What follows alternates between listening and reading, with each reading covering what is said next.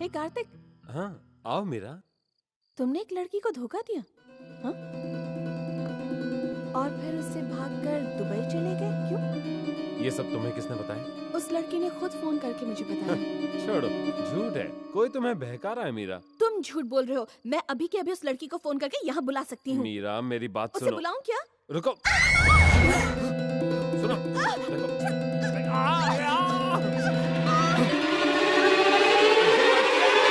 Vacation मनाने फिर से दुबई जाएगा। ये साला सुधरेगा ही नहीं।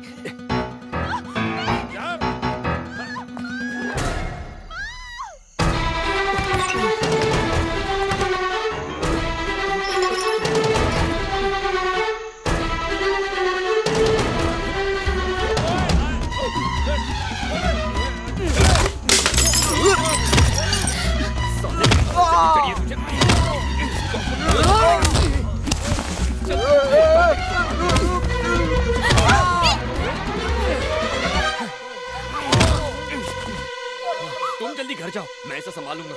ये तुमने क्या किया? ये मेरा भाई है। राम कुमार वर्मा की बेटी मीरा। मेरा भाई। कार्तिक भैया। कार्तिक भैया। भागो, इससे पहले कोई देख ले, भाग जाओ। कार्तिक भैया, यहाँ खड़े खड़े क्या कर रहे हो? मैंने कहा ना भागो। क्या हो रहा है मीरा? कैसे आवाज दी है? पकड़े गए तो छोड़ेंगे नहीं तुम्हें। भागो मीरा। मीरा, मीरा, ये क्या हुआ? कार्तिक, कैसे हुआ? ये वजह से हुआ क्या? अरे तुम यहाँ क्या कर रहे हो? जाके पानी लेके आओ। कार्तिक, बेटा कार्तिक, कार्तिक, ये लीजिए मुँह पे मारिए। आंखें खोल बेटा।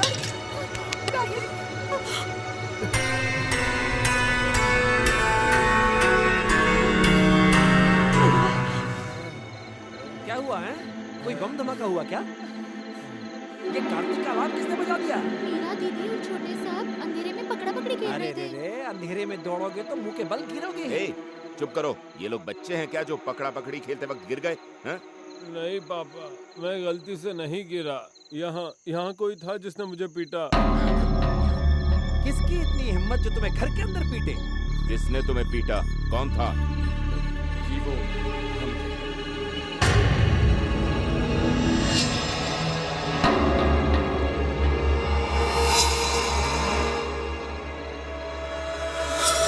दरअसल मैंने दोनों को भागते हुए देखा तो इन्हें गुंडा समझकर पीट दिया। अरे रे सत्यानाश हो तेरा! जब मैंने तुझे घर के बाहर सोने के लिए कहा था तो मुझे मारने के लिए घर के अंदर कैसे घुसा? जानते हो इसे? ये वही है मालिक, आपका बॉडीगार्ड। नमस्ते मालिक, मैं हूँ आपका बॉडीगार्ड।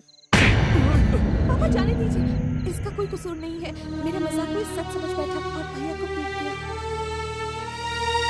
मैंने तुम्हें पहले ही समझाया था, अजनबी को मत रखो। देखा इसने तुम्हारे भाई को पीट दिया।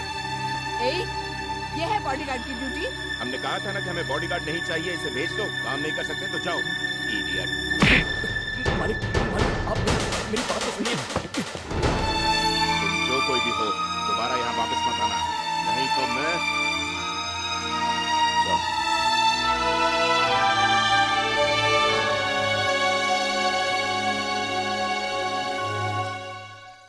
पापा, बोलो बेटा। वो बॉडीगार्ड यहाँ से जाते जाते आपके लिए एक लेटर छोड़कर गया है। तो इसे फाड़ के डस्टबिन में फेंक दो। नहीं पापा, वो कहता है कि वो आपको जानता है और उसने ये भी कहा कि आप ही ने उसका नाम रखा था, भूमिनाथ। भूमिनाथ? श्रीनगर के राम कुमार वर्मा। मैं माणिकपुर का प्रकाश गुप्ता हूँ। इस लेटर को लेकर आने वाला शख्स मेरा बेटा भूमिनाथ है। उसे आपके पास झूठ बोलकर भेजा जा रहा है कि आपकी जान को खतरा है। माफ कर दीजिए, पर अगर ऐसा नहीं करते तो वो आपके पास नहीं आता। वो आवारा लड़कों की तरह गुंडागर्दी करता फिरता है। एक आप ही हैं जो उसे सुधार सकते हैं। हम पर एक और एहसान कर दीजिए। धन्यवाद। प्रकाश गुप्ता। वो चंद्रकांत कहाँ है? उसे जल्दी भेजकर उस लड़के को बुलाओ, फौरन। जाओ।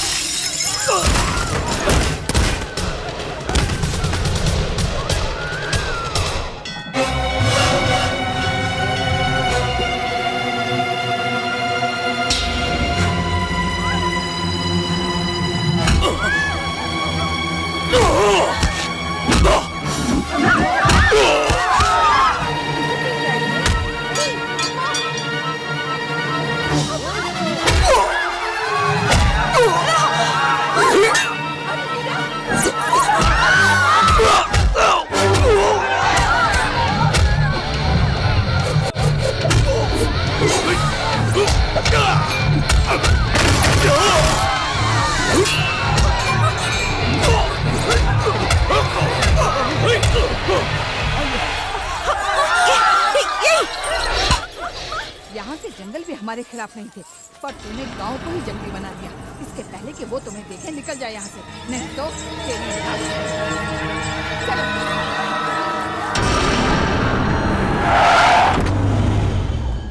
मालिक, मुझे लगता है हमें ये युद्ध रोक देना चाहिए क्योंकि गलती हमारी है। कार्तिक जिस कन्या से प्रेम करता था उसने आत्महत्या कर ली। मैं इसे माफ क्यों कर दूं? तुम्हारे माफी मांगने से मेरी बेटी तो जिंदा नहीं हो जाएगी ना, और ना ही तेरे इस बेटे के पाप धुलेंगे। हम पहले ही कह चुके हैं, गलती हमारे बेटे की नहीं है। आपकी बेटी ही हमारे बेटे के लिए पागल थी। ये उसका अहंकार ही था जिसकी वजह से वो मरी। आप हमारे बेटे पे इल्जाम लगाकर हमारे पूरे परिवार को मिटाना चाहते हैं। हम शरीफ हैं, कायर नहीं। ये हमें शांत करके आपके पास लाया है। बस यहीं रुक जाओ।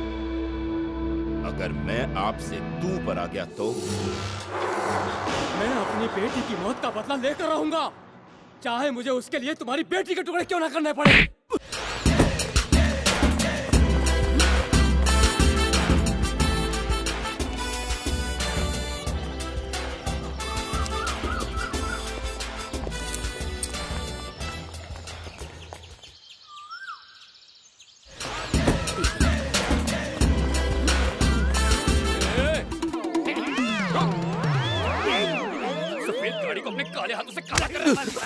बस बस बस, आप अगर मुझे मारना चाहे तो मारिए, लेकिन एक बात याद रखिए कि मैं अब इस घर का ऑफिशियल दामाद बन चुका हूँ। दामाद कैसे बन गया? बैंड बजा बजा के। अरे सुनो पारो, यहाँ पे आओ जरा और इन्हें बताओ हम दोनों की प्रेम कथा।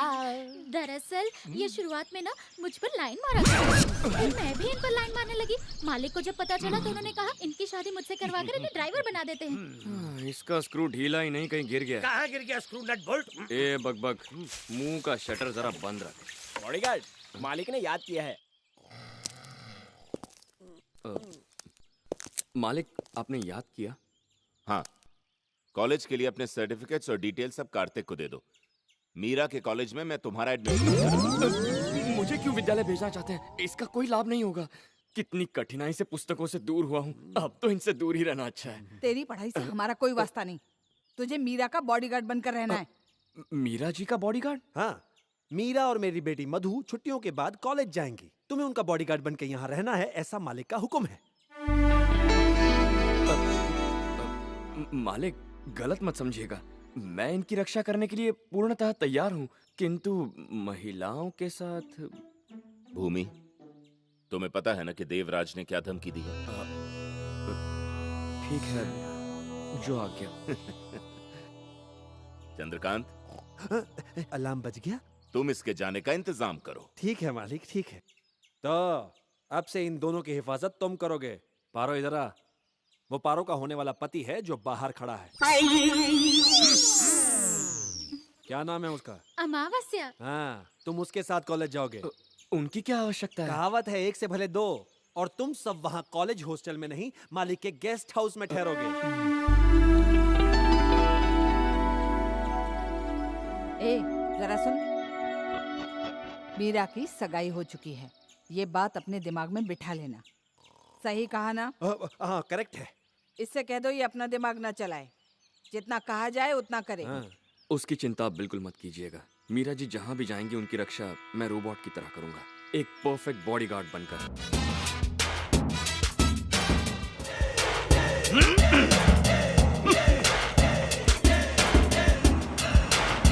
हमारे कॉलेज में आने वाले हर नए स्टूडेंट को ये खबर दी जाती है कि तोपों में सबसे बड़ी तोप, इंसानों में सबसे महान मुगले आजम के जिले इलाही बाजीराव सिंघम का तालियों से स्वागत करें।